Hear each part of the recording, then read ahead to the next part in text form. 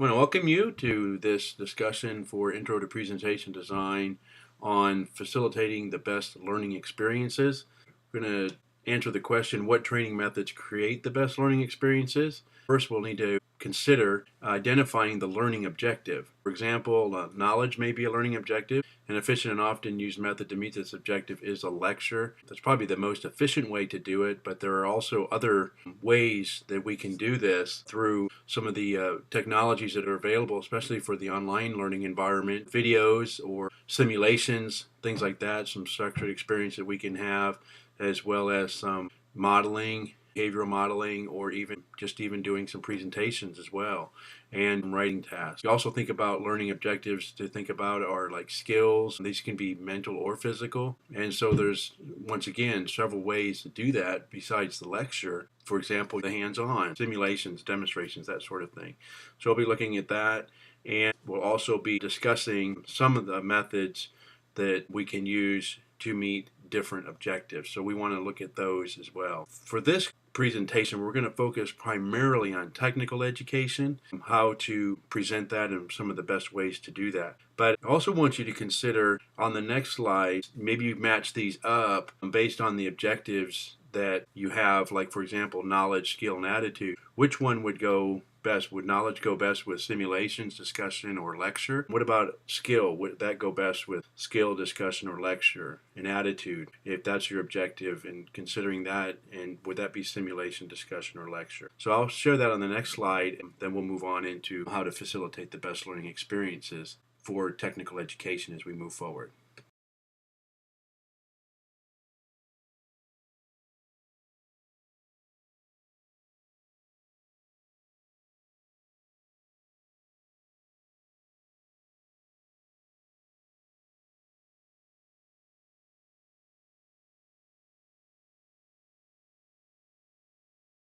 What are the most effective training techniques for technical topics? Well, first, determine what the purpose is for teaching the technical information. This type of information, technical, is taught for two purposes.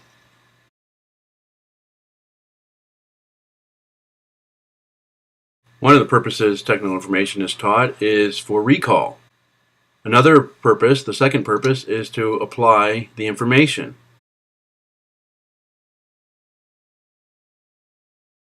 Technical information can be grouped into 5 different types: facts, concepts, work processes, work procedures, and guidelines. First one we'll look at in a little more depth is the facts, the different type of technical information. These usually equal individual statements. The best technique or method for this type of technical information is the lecture. And so facts, you can just give out a bunch of information, people can write it down, jot it down, and they could even record this and go back and make sure they have the accurate data. So lecture is a very efficient way as well. You can get it out to a lot more people. Take, for example, the typical lecture in a big room with a bunch of people, sometimes a couple hundred or even thousands of people in, and just disseminate as much information and facts as in a very streamlined and quick, easy method to do that, and very effective as well. The second type of information is concepts. These are stated as classification or category or even as a general idea. And the best technique or method for this type of information is through exercises. Now this will actually be a little more involved, take a little more time, a little more planning, a lot of things to consider with participants and things like that, whereas a lecture you really don't have to do a lot of that. You just need a forum, a room, all of your setup, whether it's a podium, microphone, or a stage. Basically for an exercise it's going to take quite a bit more pre-planning and involvement and consideration of your participants using the method of exercise and simulations and things like that for your trainees.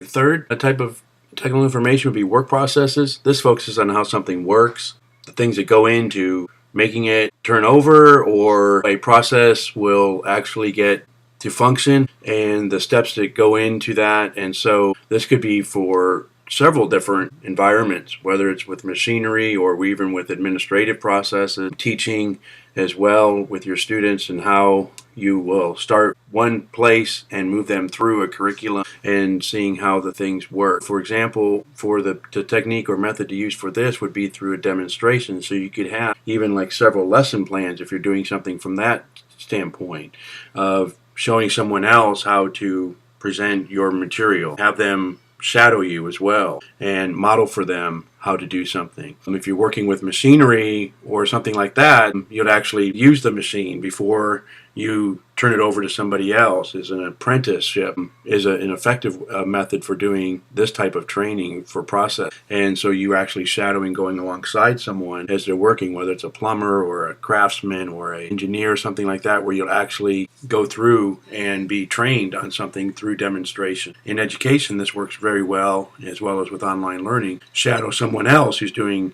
online training and online teaching and see how they demonstrate and illustrate for you how to do it in an effective manner and the different processes that are involved in making it work effectively. The fourth type of technical information would be work procedures. This focuses on what steps are taken. And the best technique for this method is a simulation. Pretty close to exercises, pretty close to the last one that we talked about with processes. But procedures would be considered more going through a simulator and taking the different steps that you need to follow on the ground, kind of hands-on, going through rather than seeing it a big picture. So kind of maybe a work process you would see from a 10,000 foot view, whereas a simulation would be on the ground, right, going through and working through each of the different steps. So you can do some of these things obviously in an online environment, and simulations and simulator games are very popular as you go through and work through each of the processes. If you're teaching online, sometimes you'll even go through this for an orientation, for faculty orientation, and actually run through a simulation of an online course. And so this can be a very effective process and method.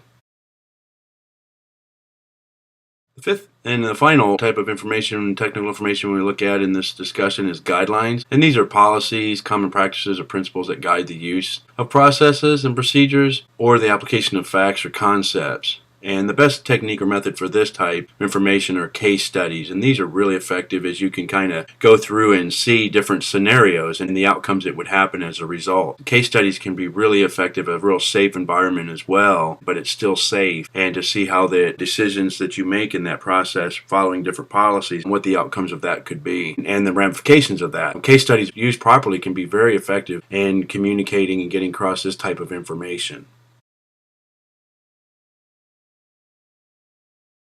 So as we wrap up this discussion, many things to consider and think about as you present your information to your audiences. You also want to look at the audience and consider their type of preference. Some of the things that they may adhere better to with simulation and demonstrations. Others may better to just sit and lecture and hear a lecture. Just some of that may depend on the culture you're in. Others, it may depend on the generation that you're working with as well. So there's lots of factors to consider along with the type of information that you're communicating to your audience. So I hope this discussion has been helpful for you and look forward to seeing you in the next discussion and the next presentation.